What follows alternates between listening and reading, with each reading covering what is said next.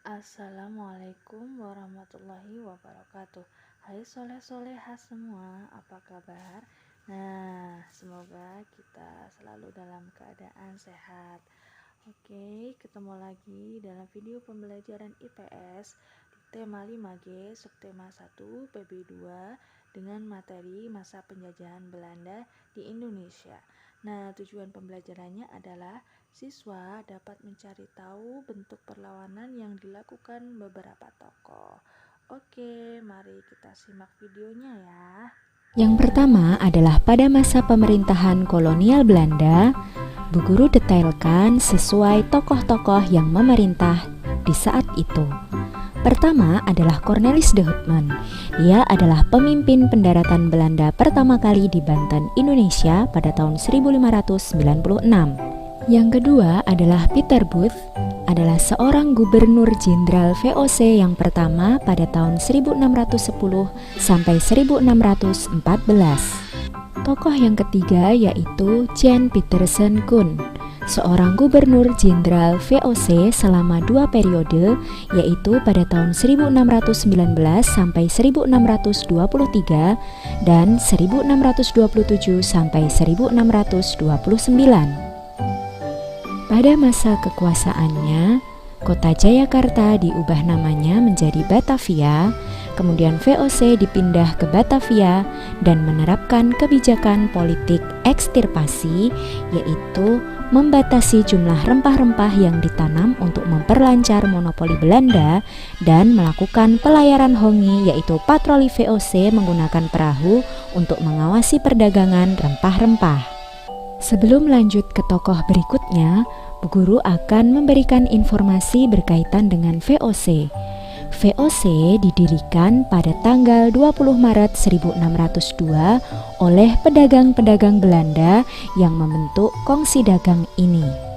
Tujuan VOC di Indonesia yaitu untuk menghindari persaingan antar pedagang Belanda, memperkuat pedagang Belanda menghadapi persaingan dengan pedagang dari Eropa lain seperti Spanyol, Portugis, dan Inggris.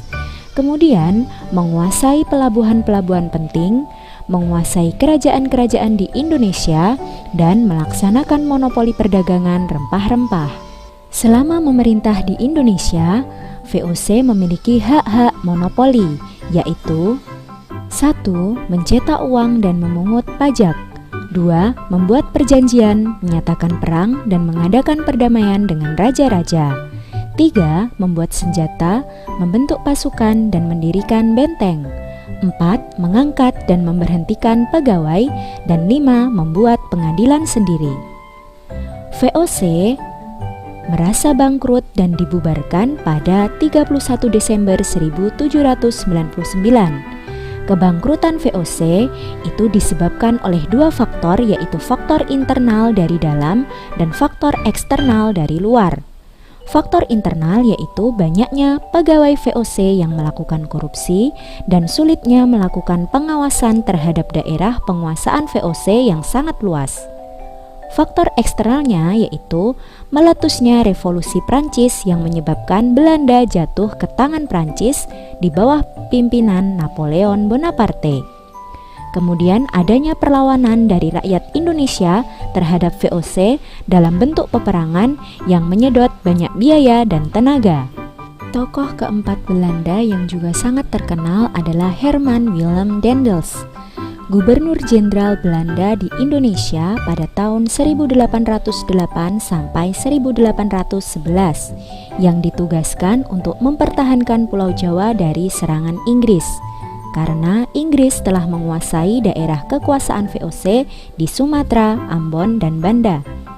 Sebagai Gubernur Jenderal, Daendels memberikan kebijakan berupa meningkatkan jumlah tentara yang diambil dari rakyat Indonesia berbagai suku, membangun pabrik senjata di Semarang dan Surabaya, membangun pangkalan armada di Anyer dan Ujung Kulon, Banten, membangun benteng-benteng pertahanan, membangun jalan raya dari Anyer, Banten sampai Panarukan, Jawa Timur sepanjang 1.100 km, dan memaksa rakyat menjual hasil bumi kepada pemerintah Belanda dengan harga murah.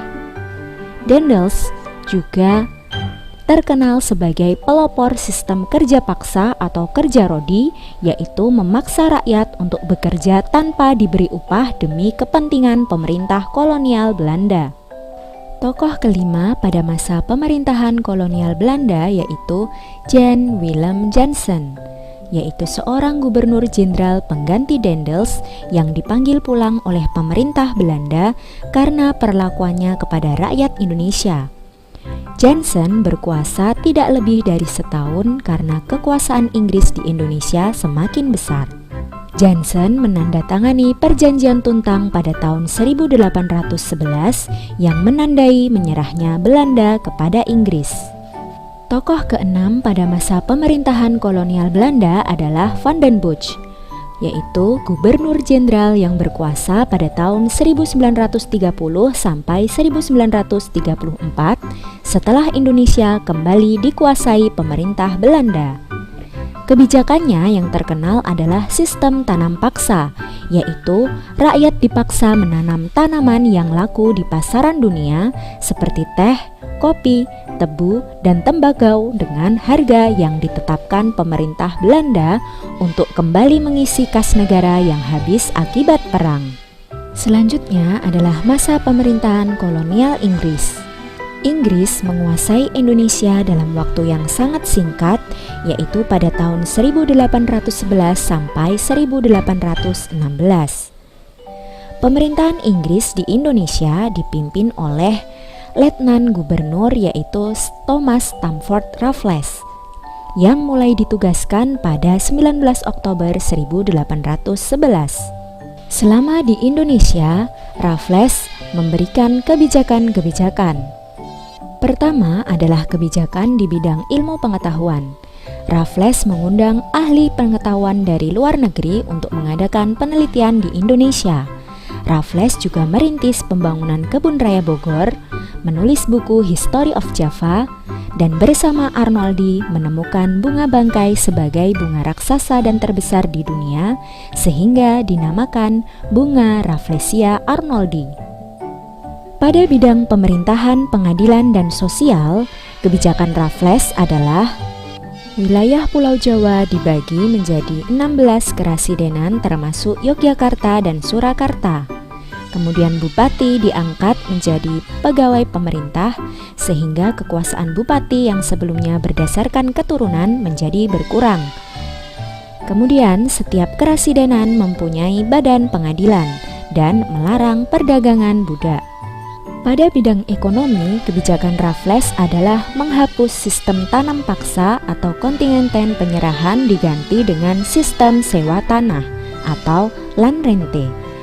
Petani bebas menentukan jenis tanaman yang mereka tanam asalkan laku di pasar dunia dan semua tanah dianggap milik negara, maka setiap petani harus membayar pajak sebagai uang sewa.